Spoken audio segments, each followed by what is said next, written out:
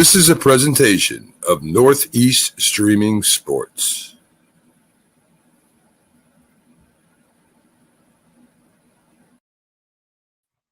All right. Hello, everyone. Welcome to the Dr. Sem Yankees show, sometimes titled the Dr. Sem Yankees and Books show.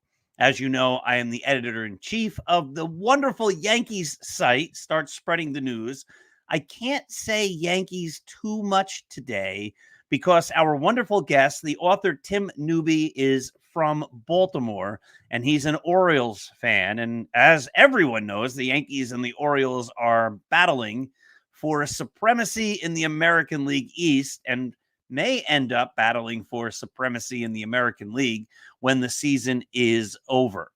Let me remind everyone to make each day the best day possible. And how do you do that? While you look for the good. When you find the good, and there is good everywhere, sometimes we have to look hard for it. But when you see the good, you can't help but appreciate it. And when you're appreciating and noticing good things all around you, you can't help but have a great day. But if you're having the worst day ever, and you can't possibly find anything good, well, then create good. Make good yourself. Make a new friend, as I did today.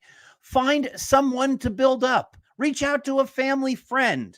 Reach out to a neighbor. Donate your time. Donate your money. Make something for someone else. There are a million things, countless things you can do for others.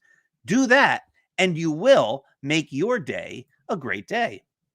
So today we're going to have Tim Newby. He wrote this wonderful book. Here's a picture. It's called The Original Louisville Slugger, and it's the tale of the great player Pete Browning. Many people have never heard of Pete Browning, and today you are going to get an education in baseball from the 1880s and 1890s. I have the book in my hand as well. It is fabulous, an absolute page turner. I've loved every single word I've read. It's a great book. I highly recommend it. And here he is, ladies and gentlemen, the great author, Tim Newby. Hi, Tim. How we doing? Thanks for having me on tonight. It's great to come talk some baseball and some Pete Browning with you.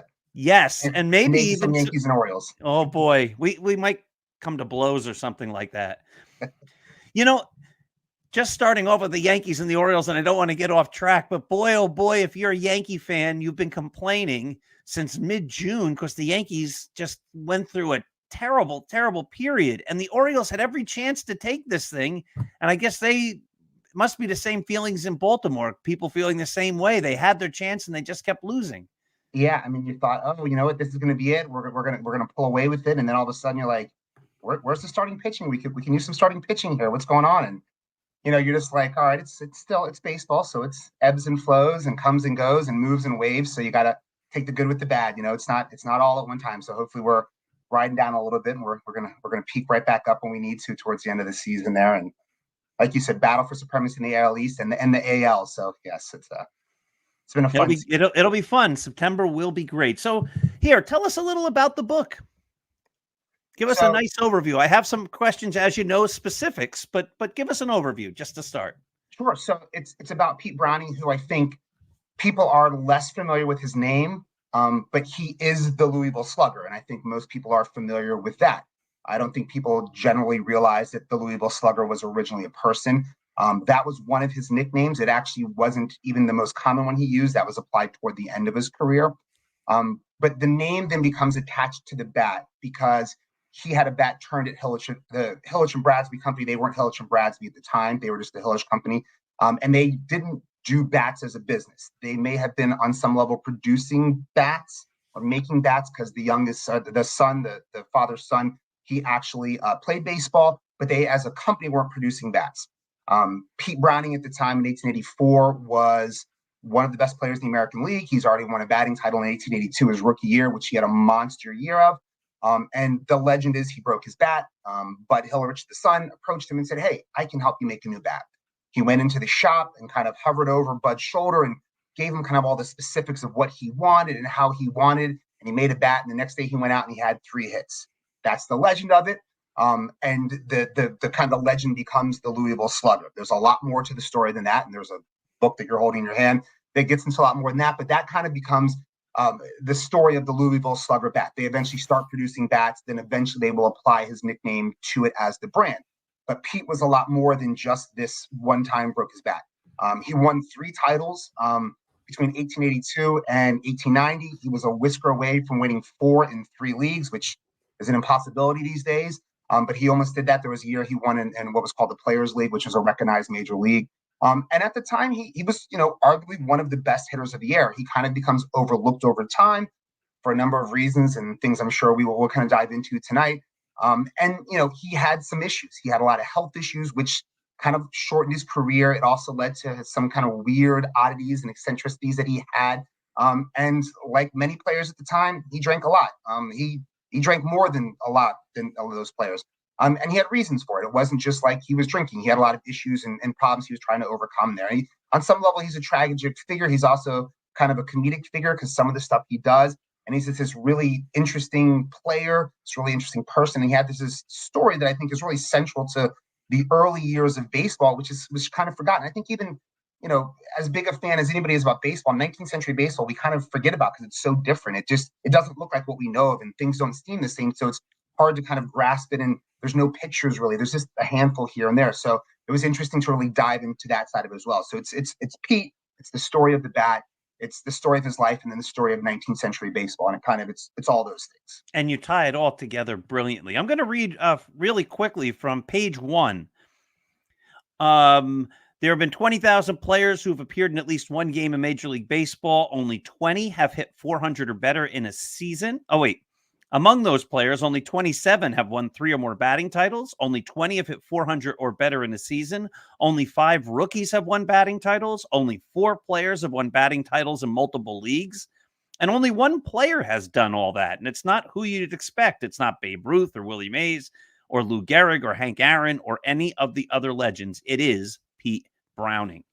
And so your book goes into great detail over he comes up as a young kid and his love for baseball. And as you mentioned, his health ailments and how they probably played a role in how he played the game, and the fact that he ended up drinking a lot.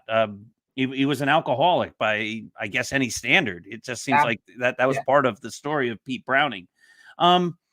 So just tell us a little about those statistics, like his numbers. Do we take them with a grain of salt, or is that legitimate? I mean, at the time, his records at the time were definitely, one of the kind of best players up there. And I know it's always tough to compare numbers from different eras. And I will say this, like, there are people above my pay grade who can get into those numbers, into those weeds like that. I can put the numbers out there and say, look, here is where it is. Here is where it ranked. At the time, this is where it put him. And I think that's the most important thing. I think it's not fair to compare what he did to players, even, in the 20s and 30s, because it was already a different game then. I talked to a number of kind of sports writers and baseball people, and they all kind of have the same consensus that it's only fair to compare a player to like the generation before, the generation after. Well, there's no real generation before Pete. He's kind of there at the beginning. And at the generation after, he was still in the papers regarded as, one of the best players. He then becomes forgotten. I think there's a number of reasons. He did play in the American Association, which at the time was kind of negatively looked upon by the National League. And I think we've gone back and reevaluated how we view the American Association a little bit. But at the time, it wasn't. But at the time, he was arguably one of the best hitters in the land. In 1890, they had what was called the Players League, which, again, probably had the most talent of the 3 major leagues that were playing at the time. And Pete won a batting title.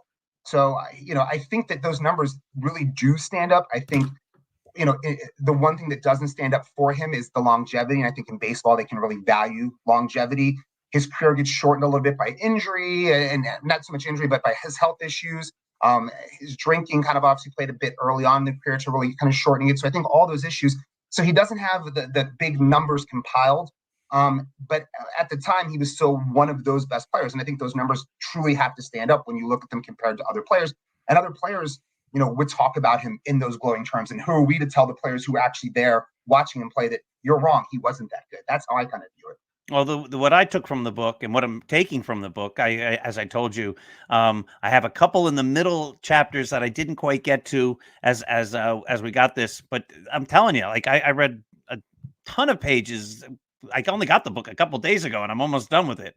200 and some odd pages long. It's fantastic. It's a page turner. You end up really rooting for Pete Browning and saying like, oh, I got to see what happens next, and all this. Now, maybe I misread, but he was playing when the whole idea of pitching changed from an underhand delivery to an overhand delivery. I think he saw a picture or he saw the Statue of Liberty and said, that's the way they're pitching nowadays, correct? Something like that? Yeah.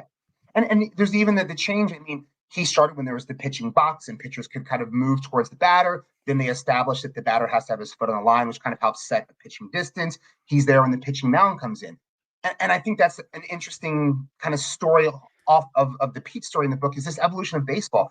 He played in seasons where balls and strikes weren't 3 and 4. He played one season where they counted walks as hits. And I think all of that goes into there. And it's that evolution and those changes that he still was going through that makes it interesting. So I think, going back to your last question, that's what makes it hard to understand what he did. It's hard to understand that by our modern terms, to go, was he that good? And I think the easiest thing to do with that is go, well, how was he at those times? In all this weird era of, no gloves and, pitching boxes and moving pitchers and releasing the ball beneath your shoulder and all this kind of stuff. It's hard to really understand it through our modern lenses. You got to kind of stop and say, okay, but at the time, how was Pete viewed by players and writers and fans? And everyone, the players, the writers, the fans, and his statistics, even with all of those changes, remained extremely high. And he was one of the very best hitters in the league throughout all those changes, no? Yeah, absolutely. And even as he kind of got later in his career and his health really started kind of impacting a little more, he still was producing. And it's interesting because he has a really horrible year in 1889, and it's not all his fault. The team was horrible. They, were one of the worst teams in baseball. But a lot of times when people look at his career, they look at that, and anything after that kind of is like, oh, that's the comeback, as opposed to that year should be the anomaly. Because the following year he wins a batting title. Well, then the next year in 1891, he finally joins the National League for the first time. He gets off to a really slow start with Pittsburgh. He ends up moving to Cincinnati and gets hot for the rest of the season.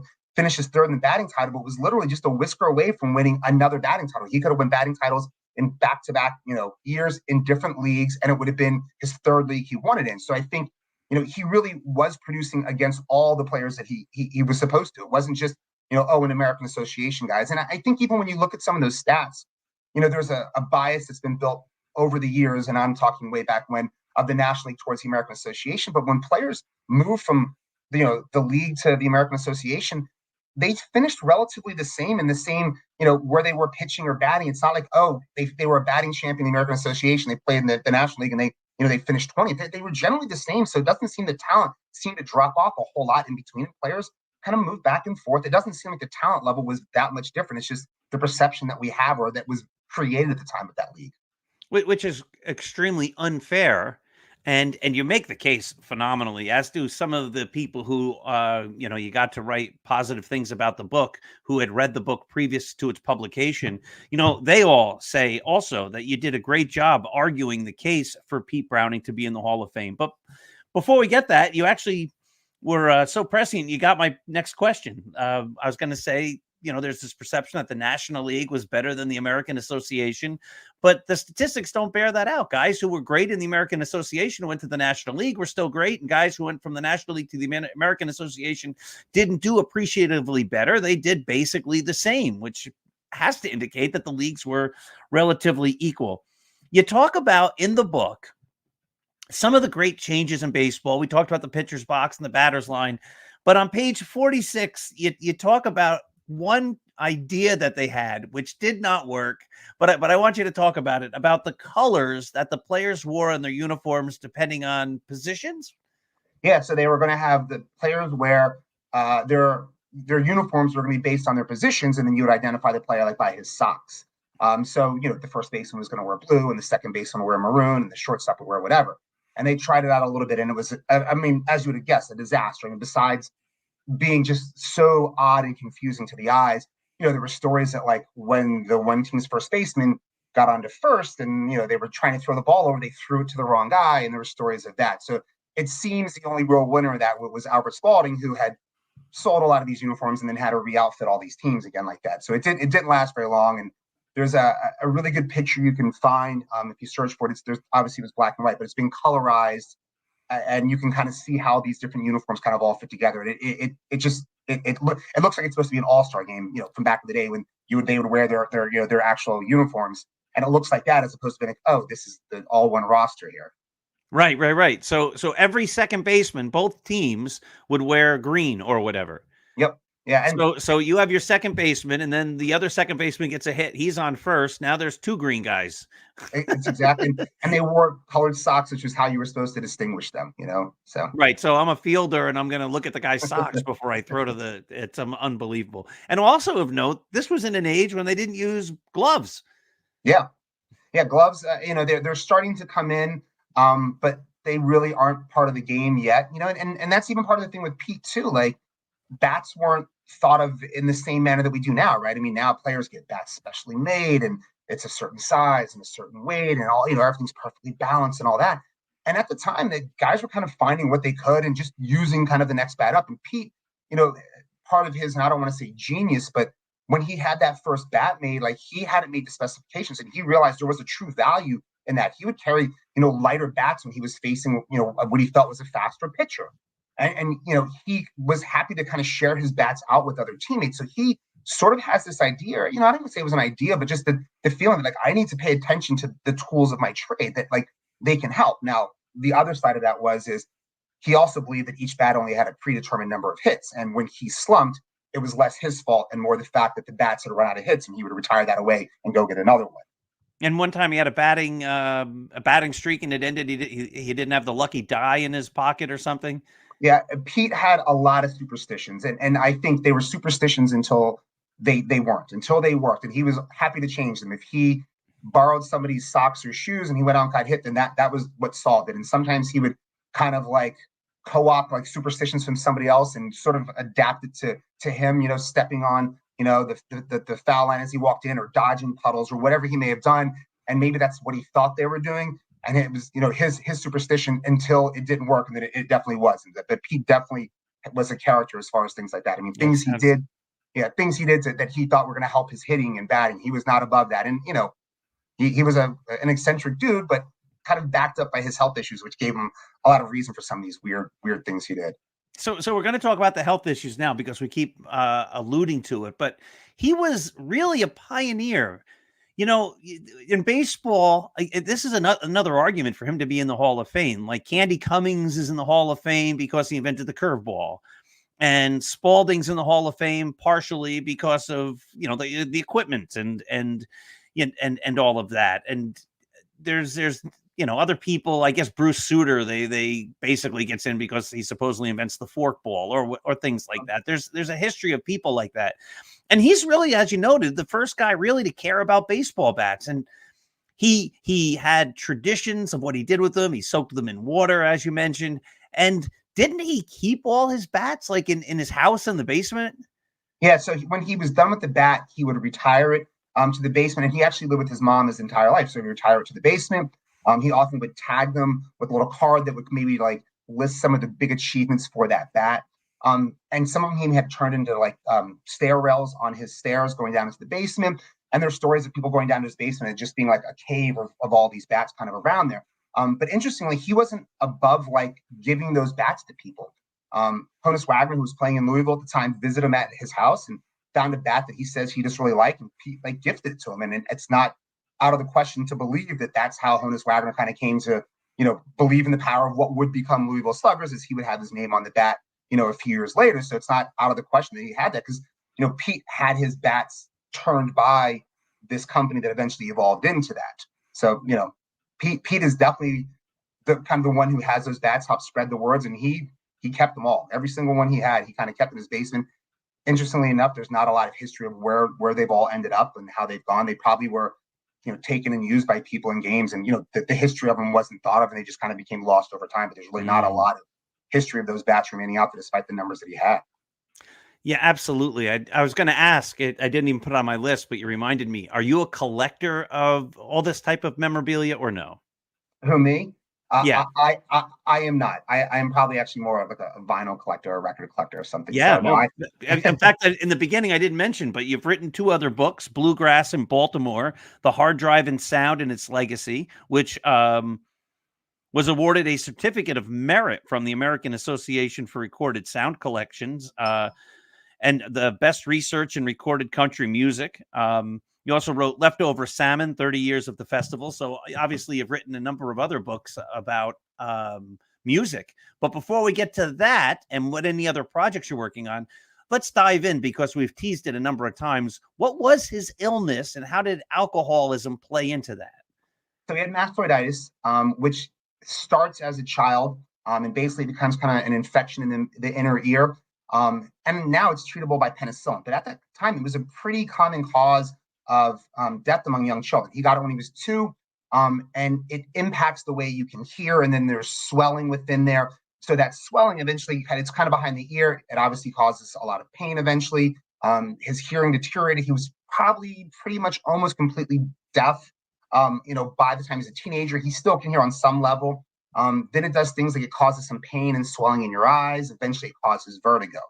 So for him, he kind of finds a number of ways to kind of ease the pain.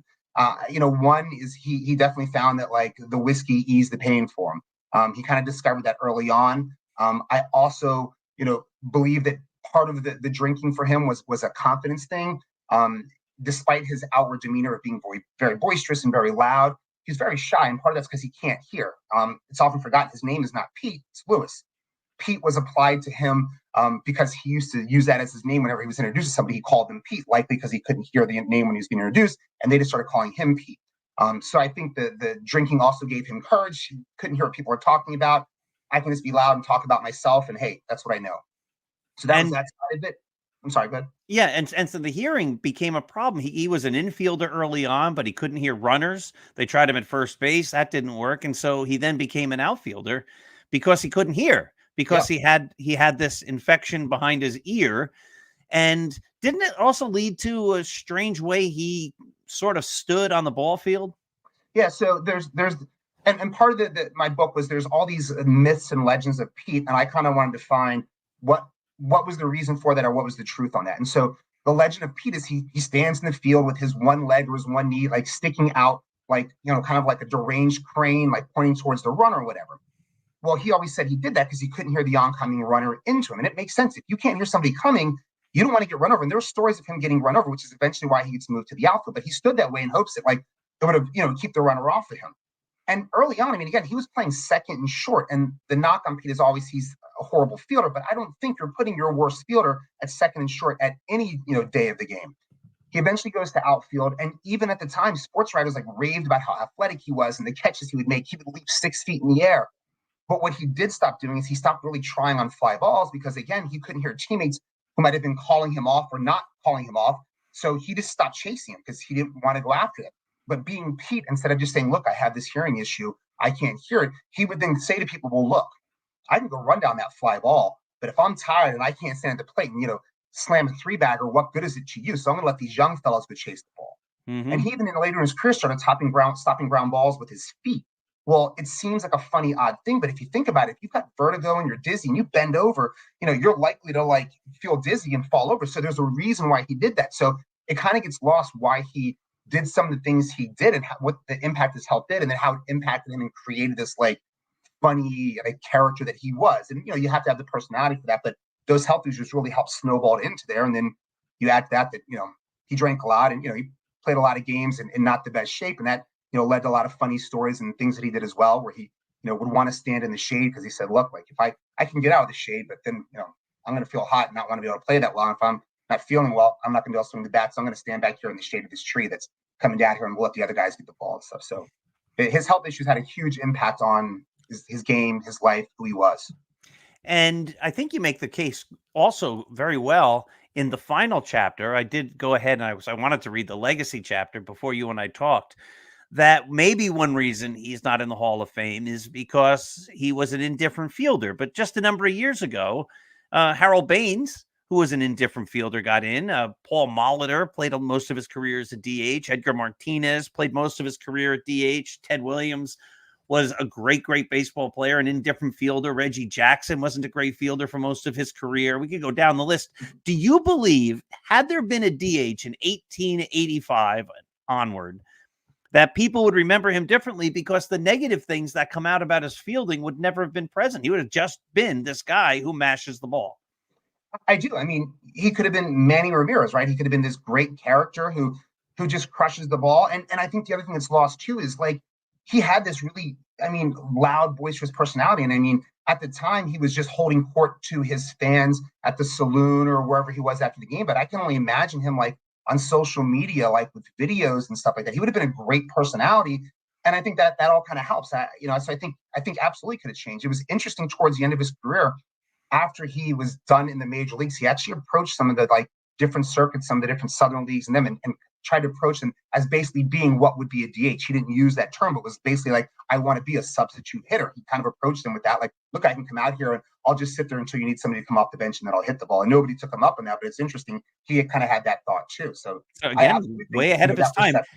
In fact, you mentioned there was a rule back then that if you hit the ball, you could get a pinch runner as soon as you hit the ball. And he's the only guy ever to get a hit and have his own runner thrown out at first base or something like that. Correct?